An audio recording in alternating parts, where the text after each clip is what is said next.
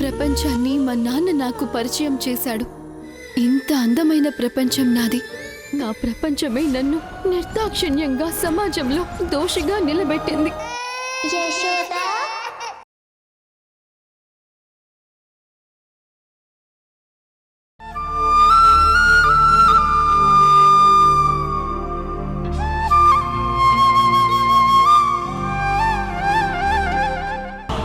ఎందుకు ఎందుకు తన మీద అలాంటి నిందలేస్తారు? తనెప్పటికీ అలాంటి పని చేయదు.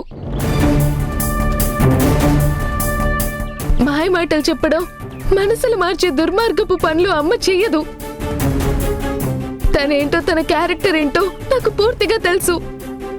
మీరు లేనిపోనివి కల్పించి నాన్న దృష్టిలో అమ్మని చెడ్డగా చేయాలని ప్రయత్నం చేయకండి. తనని వేరే పని మీద ఎక్కడికైనా వెళ్ళిందేమో. ఆహా, వచ్చిందండి ఆడవేషం వేసిన హరిశ్చంద్రులమ్మ. ఆ అమ్మ గురించి ఈ కూతురు గారు సర్టిఫికెట్లు ఇస్తున్నారు. సర్టిఫికెట్లు వాళ్ళు చూపిస్తానన్న ఆధారాలు, సర్టిఫికెట్లు ఎంత ఫేకో నీ సర్టిఫికెట్లు కూడా అంతే ఫేకు. నీకు ఆవిడ దేవతేమో కానీ ఆవిడ చేసిన ఘనకార్యాలన్నీ మాకు తెలుసు. ఆవిడేమిటో, ఆవిడ బుద్ధేమిటో కొత్తగా నువ్వు మాకు చెప్పాల్సిన అవసరం లేదమ్మా. చూడండి, మీ మనసులో ఏదో తప్పుడు అభిప్రాయం పెట్టుకొని అవతలి వాళ్ళని తప్పుగా చూడకండి. అమ్మ ఆత్మాభిమానాన్ని, అమ్మ గుణగణాలని తక్కువ చేసి మాట్లాడితే నేను సహించలేను. ఊహ తెలిసిన దగ్గర నుంచి ఆవిడ మంచితనం చూస్తూ పెరిగిన దాన్ని. నలుగురికి చెప్పే మనిషే కానీ చెప్పించుకోవాల్సిన అవసరం లేని మనిషి తను. ఆపుతారా? మీరు కాస్త ఈ వాదనలు ఆపుతారా? ఎవరి టెన్షన్లో వాళ్ళుంటే మీరేంటి మధ్యలో? ఒకళ్ళు మంచి ఒకళ్ళు కాదని మధ్యలో వినే వాళ్ళ బుర్రలు పోతున్నాయి.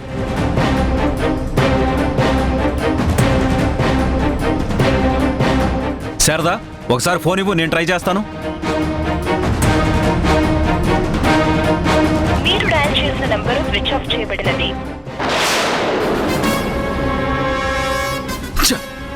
ఏంటిది? స్విచ్ ఆఫ్ అని వస్తుందేంటి? బుజ్జమ్మకి మన టెన్షన్ అర్థం కావట్లేదా? ఫోన్ స్విచ్ ఆఫ్ చేసుకోవాల్సిన కర్మేం పట్టింది? బయటికి వెళ్ళొద్దంటే తను వినదు, పంపించొద్దంటే నువ్వు వినవు. మధ్యలో నేను టెన్షన్ పడి చావాల్సి వస్తుంది. చిచ్చి!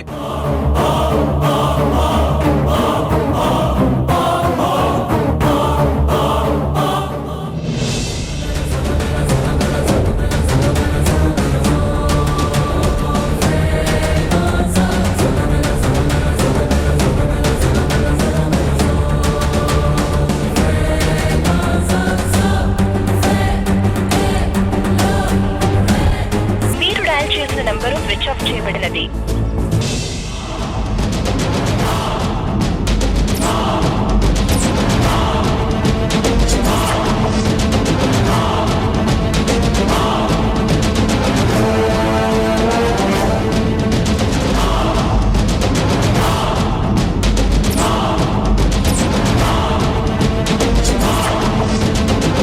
మీరు డయల్ చేసిన నంబరు స్విచ్ ఆఫ్ చేయబడినది.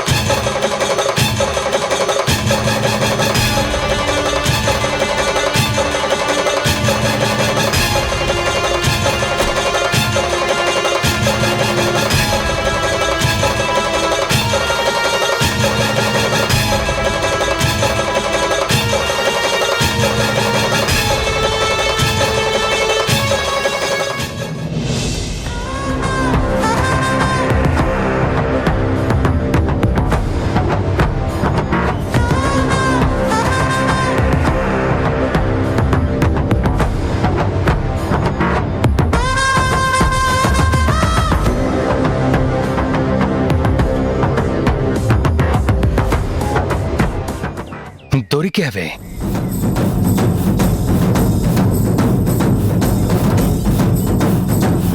మీరు డయల్ చేసిన నంబరు స్విచ్ ఆఫ్ చేయబడినది.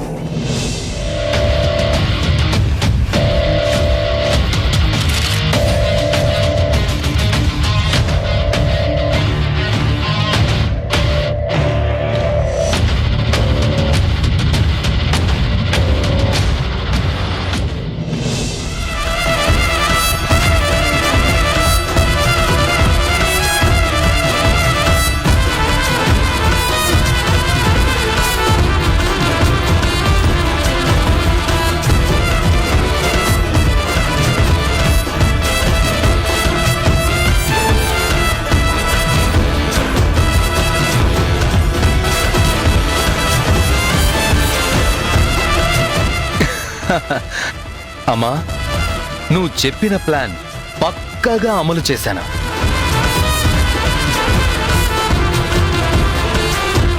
దీంతో ఆ ధరణి చాప్టర్ క్లోజ్.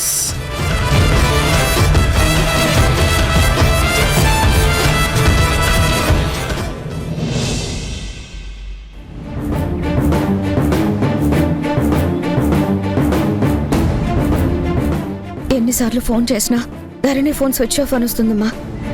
ఎందుకు స్విచ్ ఆఫ్ చేసిందో, అసలు ఎక్కడుందో అర్థం కావడం లేదు. కలిసింది, మాట్లాడింది, ఆ తర్వాత ఎందుకు నా ఫోన్ లిఫ్ట్ చేయడం లేదు? స్విచ్ ఆఫ్ లో ఎందుకు పెట్టింది?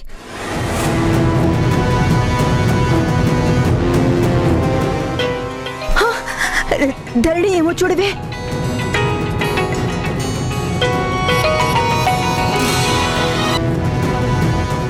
నేను ధరణి వాళ్ళ నాన్న ప్రతాప్ని మాట్లాడుతున్నాను. ధరణి మీ దగ్గరే ఉంది కదా? ప్రతాప్ గారు, ధరణి మా దగ్గరే లేదండి.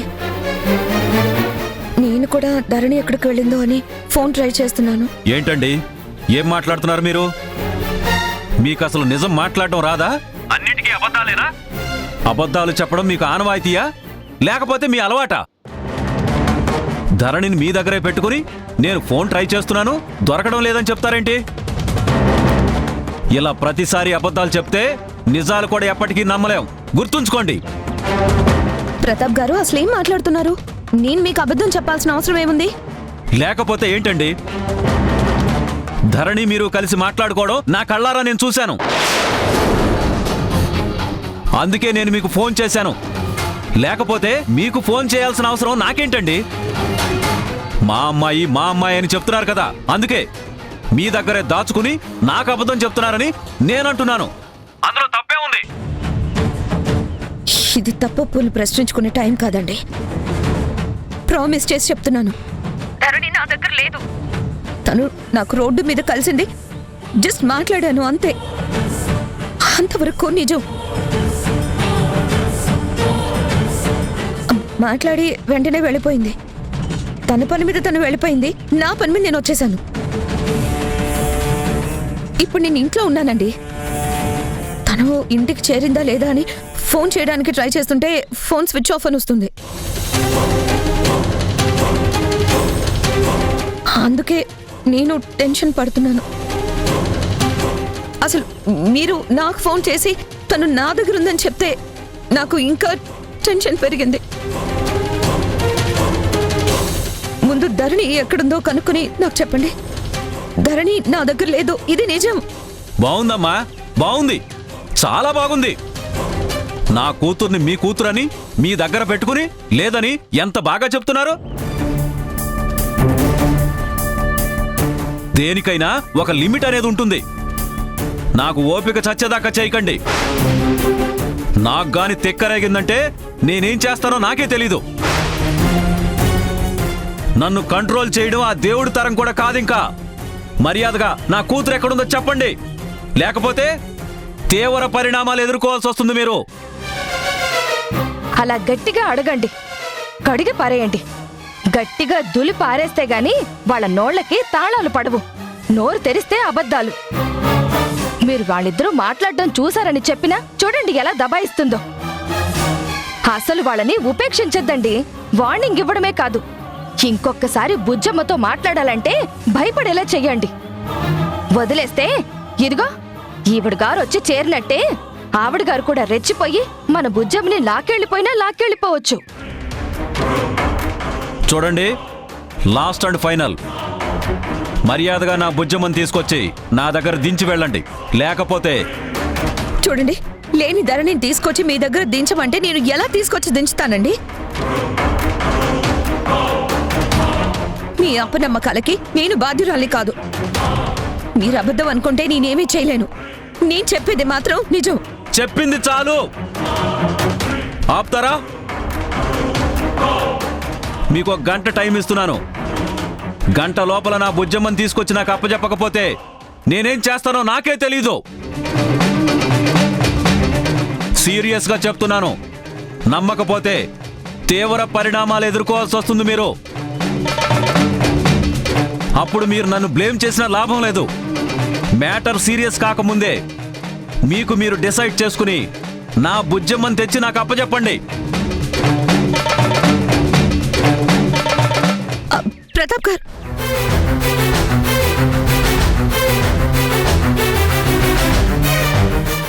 ఈయనేంటమ్మా ఇలా మాట్లాడుతున్నారు? ధరణి నా దగ్గర లేదంటే లేదు మీ దగ్గర ఉందని మొండుగా స్వాదిస్తున్నాడు. గంటలో తీసుకొచ్చి దించకపోతే ఏం చేస్తానో నాకే తెలియదని వార్నింగ్లు ఇస్తున్నాడు. అసలు ఏమనుకుంటున్నాడో ఏంటో. ధరణి అక్కడ లేకుండా మన దగ్గర లేకుండా ఎక్కడికి వెళ్ళినట్టు, అసలు ఏ పని మీద ఉన్నట్టు? ఫోన్ ఏమో స్విచ్ ఆఫ్ వస్తుంది. ఆయనేమో మనల్ని అనుమానిస్తున్నాడు.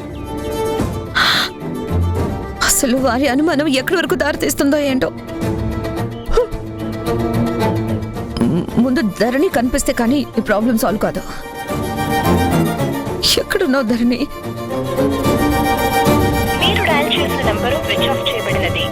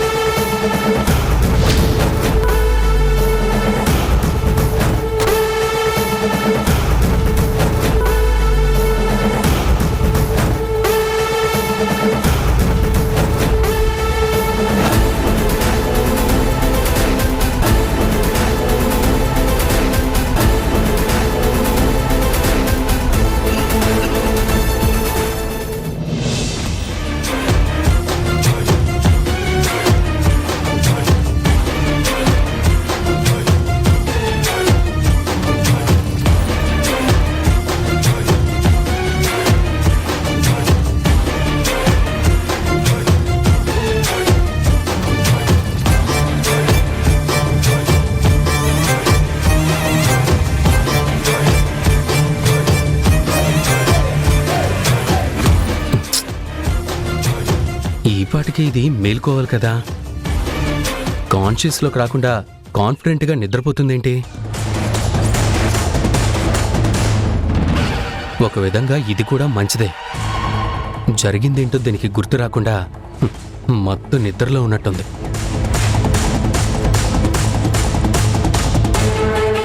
కానీ ఇదే కంటిన్యూ అయ్యి ఒకవేళ కళ్ళు తెరవకపోతే నేను కటకటాల పాలవ్వాల్సి వస్తుంది. తెరవ్వే బంగారం, తొందరగా కళ్ళు తెరవు, లేకపోతే ఎప్పటికి అనుమానం వచ్చినా నన్ను తుక్కు రేగొడతారు. తన్నడమే కాదు, జరిగిందంతా వాళ్ళ దృష్టికి వెళ్ళిపోతుంది. అప్పుడు తల ఒక తను తంతే నా బతుకు కొలాప్స్ అవుతుంది. తెరవ్వే త్వరగా. ఛ!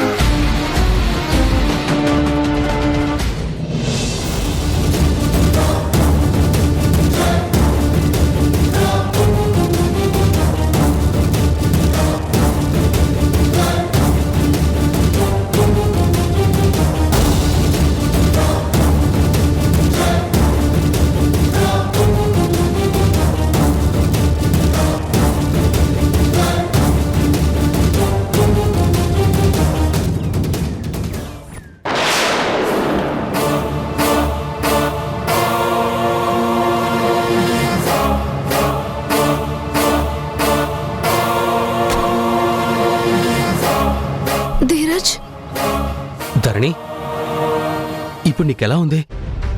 ధీరజ్, నాకేమైంది? నీకేమైందో నాకెలా తెలుస్తుంది? ఇద్దరం హ్యాపీగా భోంచేద్దామని రమ్మన్నాను, వచ్చావు. ఇద్దరం కలిసి భోజనం చేశాం. తిరిగి బయలుదేరుతుంటే మధ్యలో నువ్వేంటో అదో రకంగా అన్బ్యాలెన్సింగ్గా అడుగులు వేస్తున్నావు. అయ్యో, ధరణికి ఏమైందని నేను వెంటనే పట్టుకున్నాను. నువ్వేమో ఏదో డ్రింక్ చేసిందల్లా నువ్వు తూలుతూ నడుస్తుంటే నాకు చాలా భయం వేసింది తెలుసా? ఎంత టెన్షన్ ఫీల్ అయ్యానో. అలా తీసుకొచ్చి కార్లో కూర్చోబెట్టాను, అంతే. మత్తుగా కాన్షియస్ తప్పి పడుకున్నట్టు పడిపోయావు. ఎందుకలా జరిగిందంటావ్? నాకు మాత్రం ఏం తెలుసు? అయితే గీతే ఫుడ్ పాయిజన్ అయి ఉంటుంది. ఫుడ్ పాయిజనా? మరి నువ్వు బానే ఉన్నావు కదా? అంటే ఒక్కొక్కరి బాడీ రెసిస్టెన్స్ ఒక్కో రకంగా ఉంటుంది. లేడీస్ కదా, కాస్త సుకుమారంగా ఉంటారు. కొంచెం నేనంటే రఫ్ అండ్ టఫ్గా ఉంటాను కాబట్టి నాకేమీ ఎఫెక్ట్ కాలేదు. నువ్వు కాస్త డెలికేట్ మనిషివి కదా, నీకు అయ్యుండొచ్చు ధరణి. నువ్వైతే అస్సలు కాన్షియస్లో లేవు. ఎప్పుడెప్పుడు కళ్ళు తెరుస్తావా అని అలా ఎదురు చూస్తూ ఉన్నాను. ఇంకో 2 నిమిషాలు లేటితే నేనే హాస్పిటల్కి తీసుకెళ్లేవాణ్ణి. ఫుడ్ పాయిజన్ అయిందని అంత కరెక్ట్గా నువ్వెలా చెప్పగలవు? అంటే అది తిన్న 2 నిమిషాల నుంచి నాకు కడుపులో అదో రకంగా ఉండడం మొదలైంది. కడుపులో తిప్పేసినట్టు అయింది, ఏదో వామిటింగ్ సెన్సేషన్. కానీ నేను అలా ఆపుకున్నాను. నేను వదిలి వెళ్ళలేక చాలా అవస్థపడ్డాను. ధీరజ్, నువ్వు వెళ్ళి ఆ రెస్టారెంట్ వాడితో గొడవ పడలేదు కదా? చచ్చా, నేనే టెన్షన్లో ఉంటే వేరే ఎవరితోనో ఎలా గొడవ పడతాను? ఎప్పుడెప్పుడు కళ్ళు తెరుస్తావా, ఎప్పుడెప్పుడు నార్మల్ మనిషి అవుతావా అనే ఆలోచనలోనే ఉన్నాను. అయినా కడుపులో తిప్పుతుంటే కొట్లాడే శక్తి ఎక్కడుంటుంది చెప్పు? సరే, నన్ను ఇంటి దగ్గర డ్రాప్ చేస్తావా ప్లీజ్? అయ్యో ధరణి, భలే దానివే. మీ ఇంటి దగ్గర డ్రాప్ చేయకపోతే దారిలో వదిలేసి వెళ్తానా? పద పద పద, వెళ్ళి కూర్చో.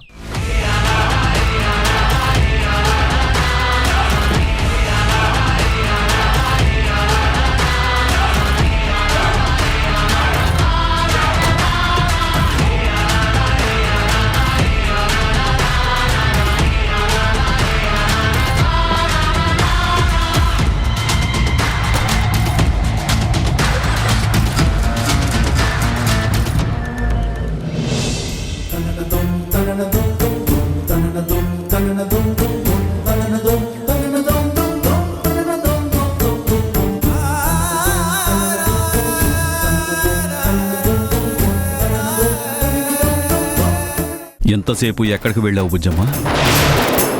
కాలేజ్కి వెళ్ళానంతే. నువ్వు ఆ జననిని కలిశావు, అది నేను చూశాను. ఇక నుంచైనా నువ్వు వాళ్ళతో మాట్లాడకూడదు.